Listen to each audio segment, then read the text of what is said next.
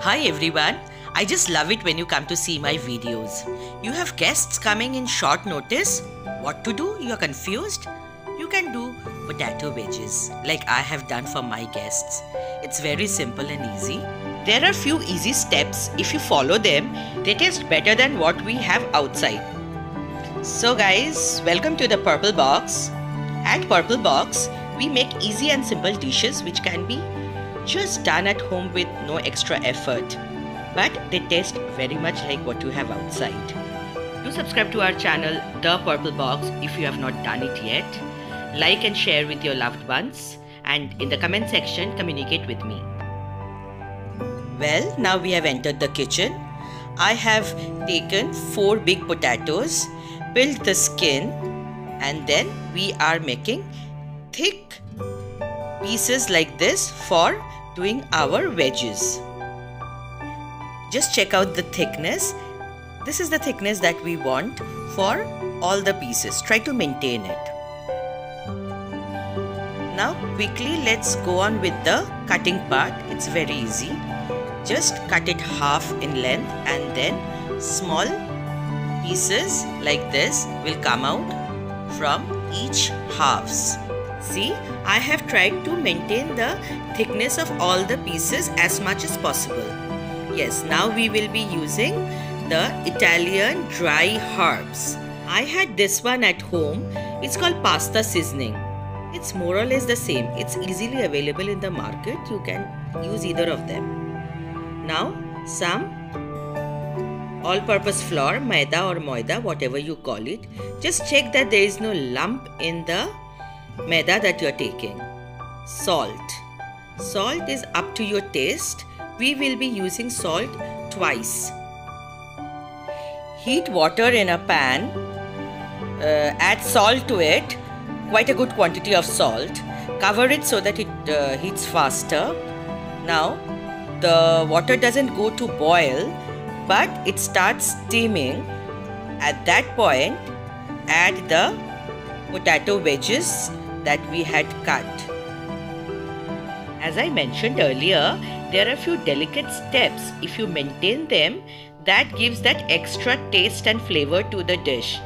So one of them is this temperature of water.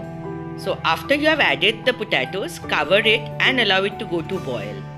Now after around 3 minutes, prick a fork and just find that they have become softer than before. You can see the potato is breaking. That means the potatoes have gone softer. So now we will drain the water. Now immediately while the potatoes are still hot, sprinkle the whole quantity of all-purpose flour or maida that we have taken, and then with your hands rub the maida on the body of the potatoes. As the potatoes are hot, the maida will stick very easily. See, it got stuck. When you break it, see, you need to give a light pressure with your fingers. This is the right boiling that we need. Sometimes people sprinkle the herbs at this stage, but I prefer it not now, later. Now take a pan and heat oil in it. See that the pan has good height because we will be deep frying.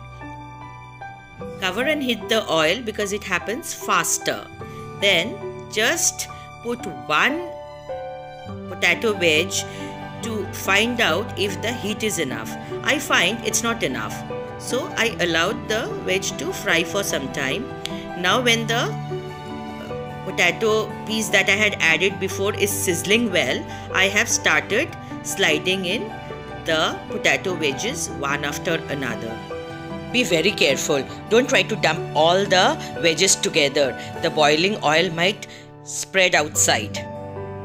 Now this is again a very important step. I had taken 4 big potatoes. While frying, I am frying them in 2 batches so that the potatoes get enough space in between. One more thing, see what I am doing. Don't let the potatoes stick to the floor of the pan. Then you will find they are not getting fried uniformly. The side which will stick to the floor will become brown in color and the frying will not be uniform. See, it's all uniform color wise. And since we have given enough space in between, they are getting fried uniformly. See, I'm taking so much care. Then also I have some brown spots on the body of the wedges. But keep frying, keep stirring and keep frying. See, the colors are mostly uniform.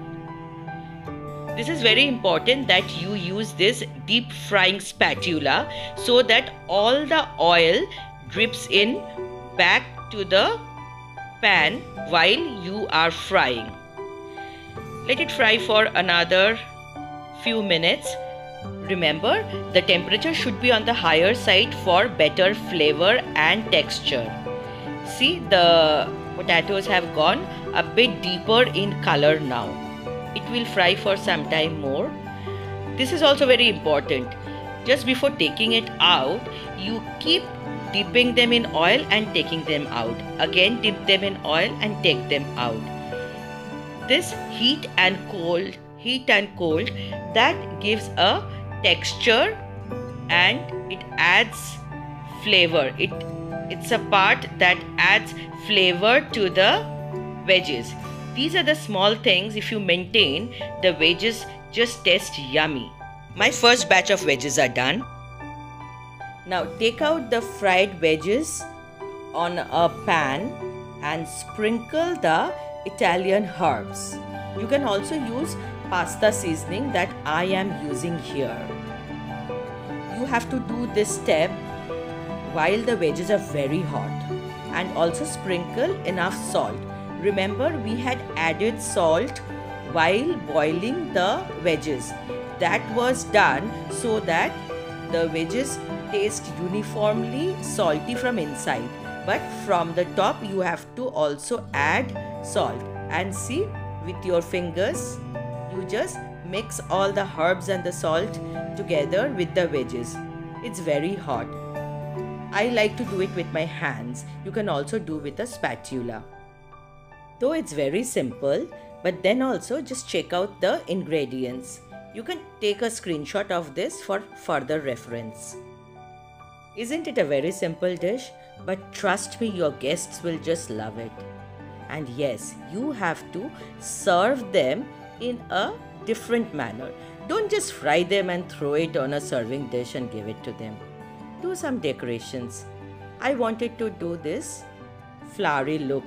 You can do something else. It adds to the beauty of the dish. My guests are already here. My wedges are ready. Now I'll just make hot coffee and serve them. You also try it at home. Till then, take care. Bye.